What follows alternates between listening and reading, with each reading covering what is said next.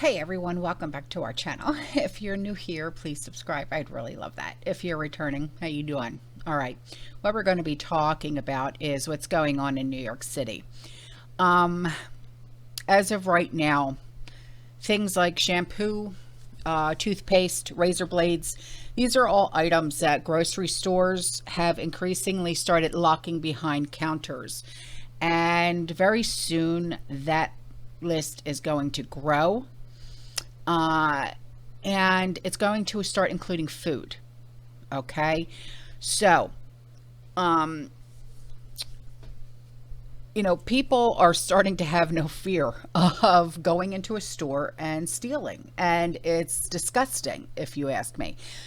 Employees are becoming terrified especially when you have young people that go to work, cashiers that work part-time. These are kids that are 16, 17 years old. They can become traumatized by something like this.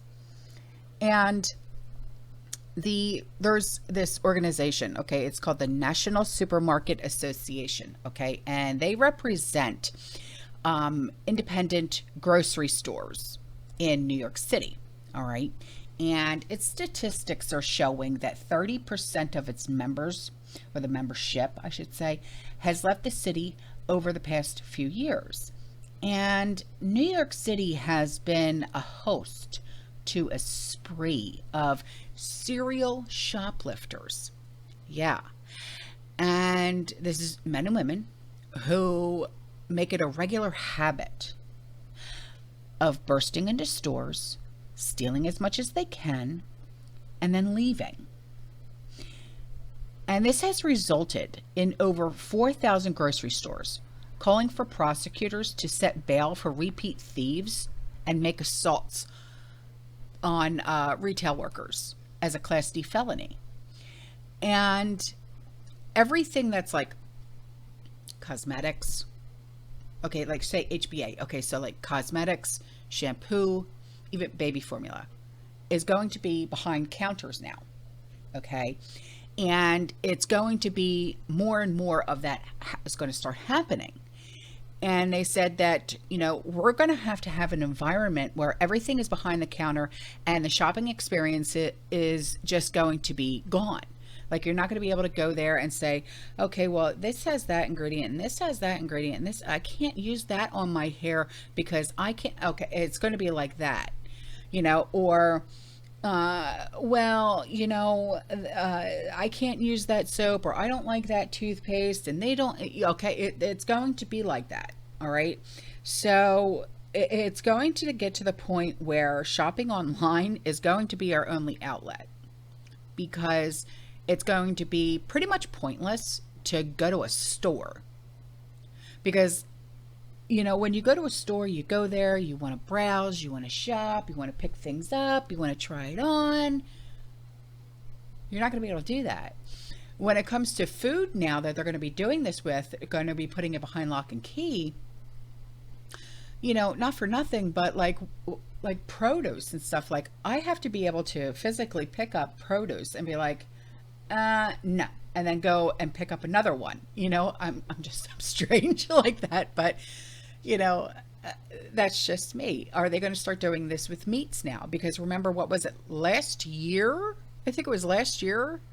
Was it 2022 or 2021 where they were putting, okay, the alarms that they, like Walmart generally puts on like electronics. They were actually putting that on meats. Yeah. So I'm wondering if they're going to start going back to that now. So, this industry is banding together now to form like a coalition called Collective Action to Protect Our Stores. And this coalition is led by the independent supermarkets of the National Supermarket Association. And the founding members are the National Supermarket Association, the Bodega and the Small Business Group, and the Metro Supermarket Association. Now, retail theft is a significant issue in New York. And owners and operators of supermarkets, bodegas, if you don't know what a bodega is, it's like a corner store. It's like the five and dime type thing, okay? You generally see those in large cities like New York. We had them in Atlantic City. Philly's got them. You know, it's like it's a corner store. There's no gas station. It's just the corner store, right? And other stores are thinking about customer safety and their own well-being. And then they consider ideas like this because they have to. And they said that, you know, we formed this collective action to protect our stores because this is a crisis. And we need the state, the city, the district attorneys, and other New York leaders to start acting like it is the crisis that it is. And they're right. So the group, they additionally call for prosecutors to invoke the harm on harm doctrine to target serial thieves, for the district attorney's offices and the NYPD to dedicate units to address this and what they're calling it a plague. It's not just a crisis anymore. They're actually calling it a plague. And CAPS, it's CAPS, also they are arguing that the purchasing of stolen groceries should be a Class A misdemeanor that can bring fines and a short jail sentence, because what people are doing is they'll go in and they'll do like a smash and grab, like especially on groceries, right? And then they'll like sell stuff out of like their house, their apartment or whatever, and they're doing this to pay their bills. So New York City Mayor Eric Adams, he's made a point of combating these repeat offenses, or so they say.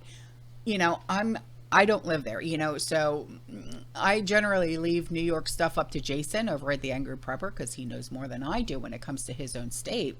But, you know, these criminals, they believe that our criminal justice system is a joke. And, you know, when you have somebody that literally is a serial intruder who has been like arrested and released so many darn times, and he just, it's like he, you know, he knows he's going to keep getting away with it because what does he care? So why not keep doing it, right? So those people that keep getting arrested for grand larceny, they'll go to court, they get released, and then on the way home from court, guess what they do? They commit another crime. So it's like, okay, are you stupid? But apparently they are. So according to New York Police Department, these grand larceny thefts are over $1,000.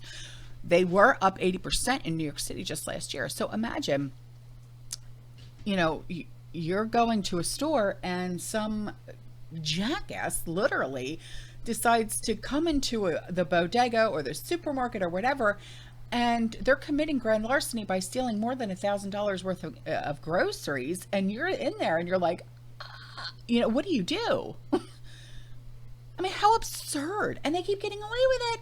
That's the thing. They keep getting away with it. I know. So, all right. You know, just guys, listen, head on a swivel, especially, you know, no matter where you live. No kidding. You know, and if you do go out grocery shopping, if you don't do online shopping like I do, you know, don't go alone. You know, always have somebody with you because you never know who you're going to run into. You know what I mean? So, all right, guys, I'm out of here. You stay safe, you stay positive, you keep prepping. And as always, fearless. Ciao.